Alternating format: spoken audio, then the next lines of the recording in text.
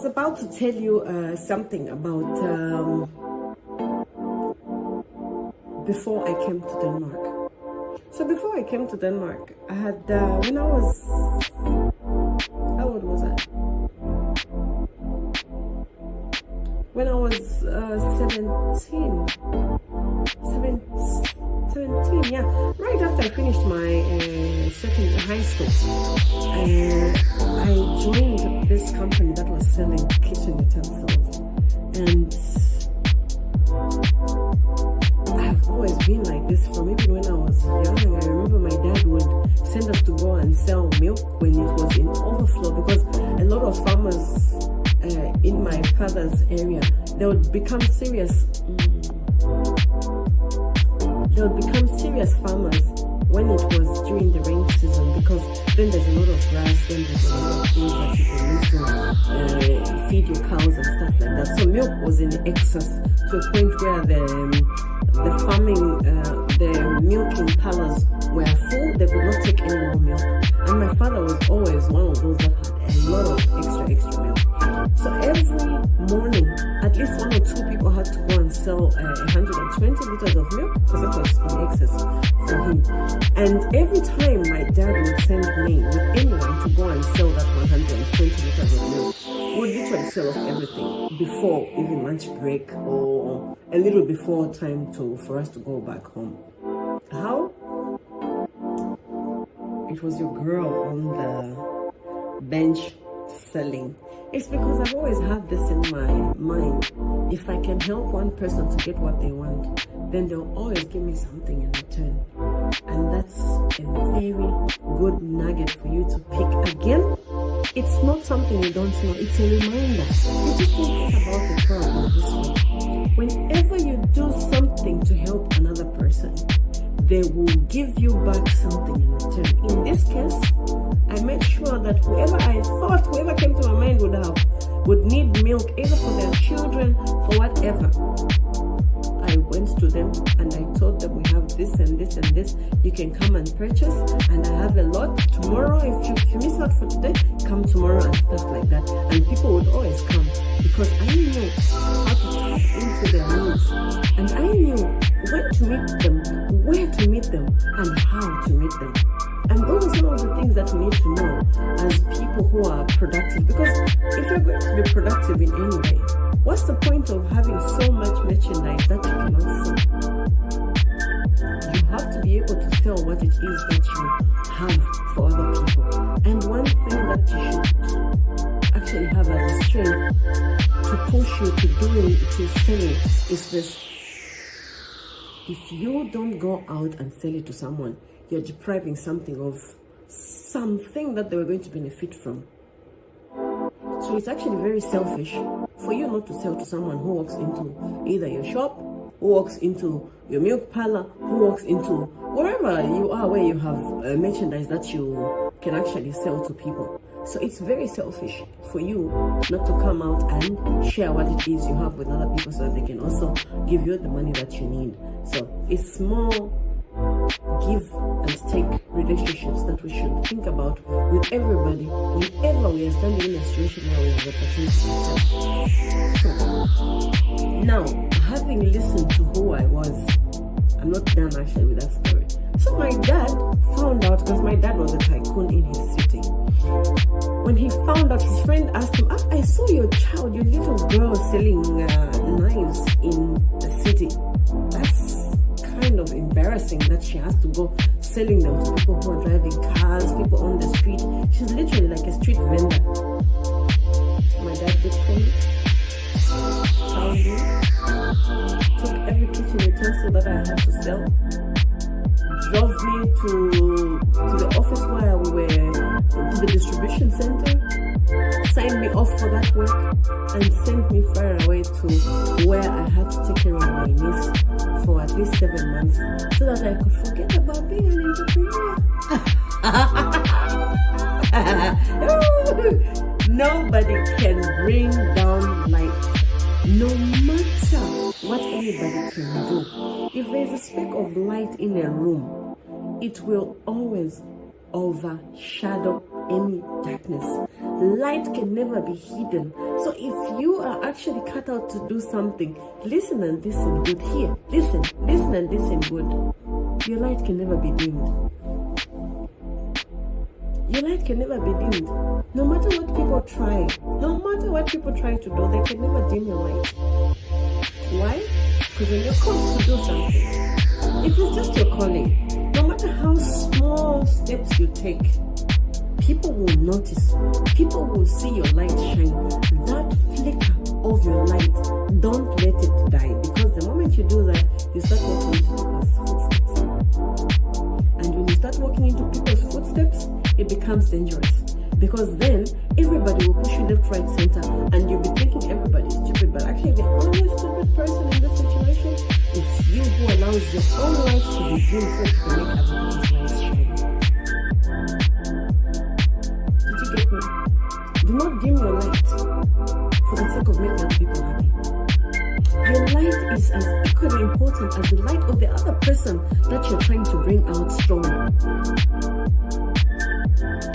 No one's dream is more important than the dream that you have for yourself.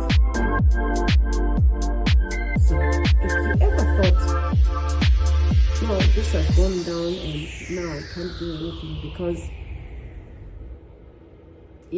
my dad is against it, my mom is against it, my friends don't like what I'm doing, but you feel that inner desire that burns all the time, that actually irks when you see there's somebody who needs you but you cannot reach out because you're thinking, my environment, the people around me, this and this. Listen, that is when you actually shut your own dream down. And that should be the last thing you ever do. Because the moment you do that, you die. Now, looking forward to the time that I came to Denmark. When I had the company running, when I had the company and running to a point where I was even thinking, Jesus, I can't even follow what's happening here. I literally couldn't follow what was happening. There was too much work. I had to send out bills, and the little help that I got was not really effective. I had to ask for help from some people that I'm not going to mention here. And oh my God, it just became a nightmare. Not the work itself, I was enjoying every little bit of it. I was enjoying the success, but it was hell because now my clients started asking.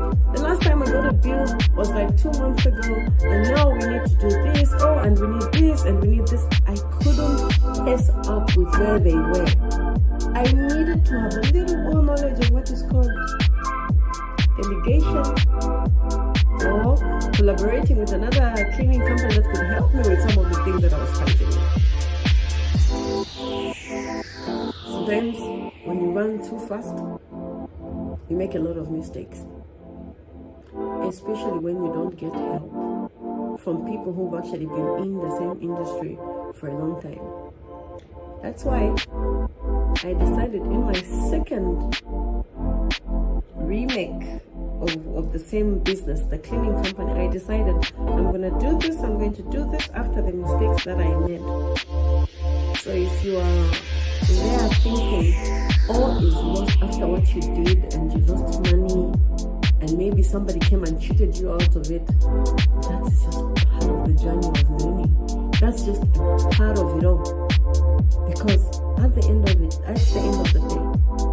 if you don't have tribulations, if you don't have tests, if you don't have trials, you cannot have a testimony.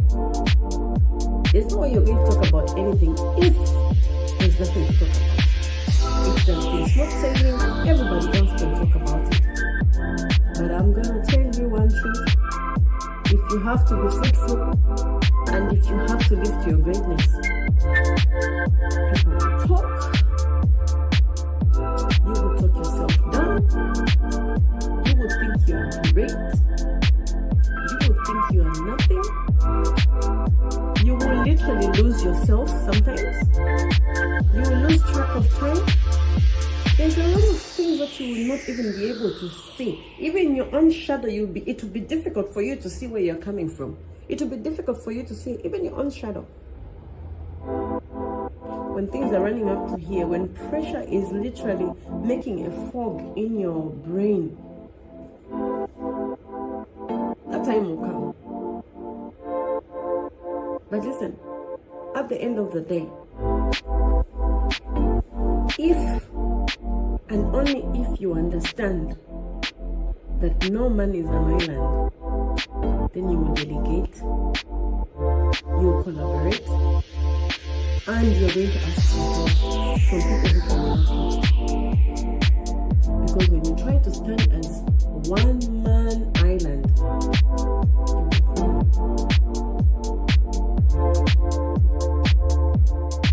you will crumble.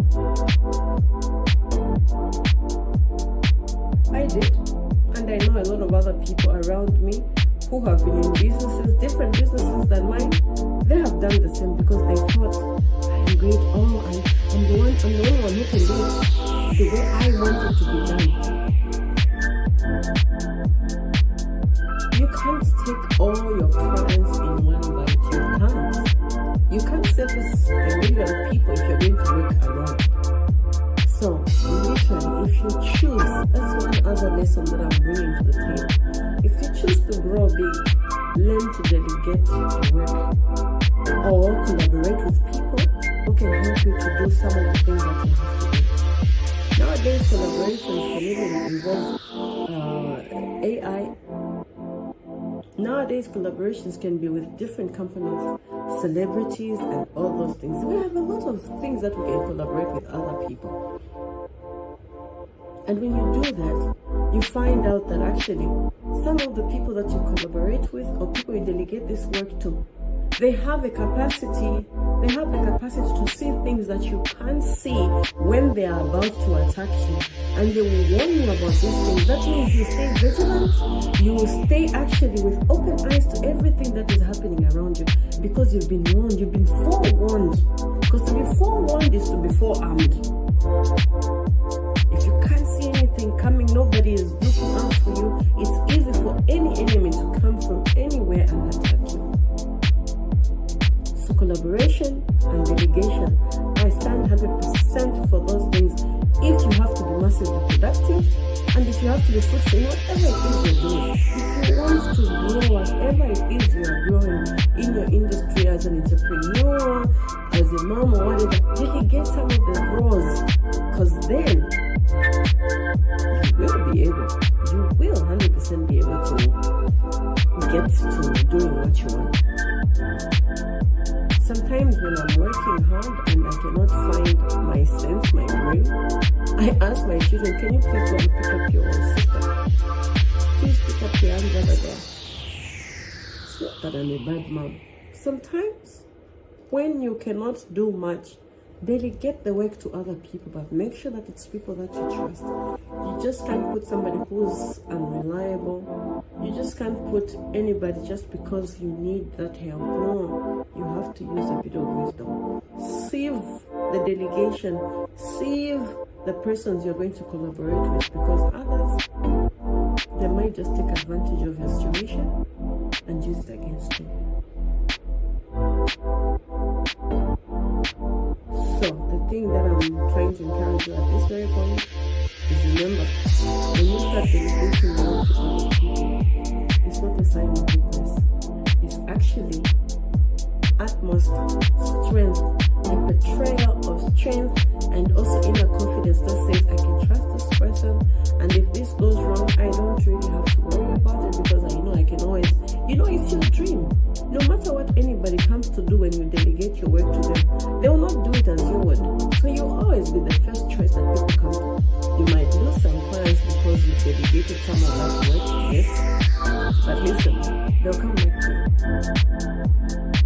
I've seen that even in the trading company that I have. I've seen some clients come back.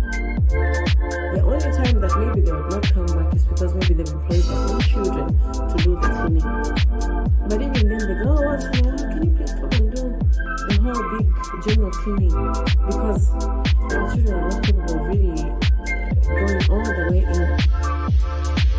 So at the end of the day, whatever it is that you're doing as an entrepreneur, if it's your calling, you cannot be replaced. You cannot replace a unique item. You hear me? you cannot replace a unique item, because that's just what it is. Laws are made in limited editions. There's only one of that type. Nobody will ever speak the way I do. Nobody will ever behave the way I do exactly. They can I don't know. So that's the other part that I wanted to talk about. So I'm going to briefly just drive you into what it is that we are going to talk about on this channel, and digging deeper, because I am a teacher. I am going to literally kind of have a framework in front of me that is going to guide me into what it is we're going to talk about. It's more like a curriculum. Call it that. I'm a teacher, so yes, I'm in for the curriculum and I'm bringing it down to you. I've written it all down and I'll just kind of refer to it once in a while. So, catch you later.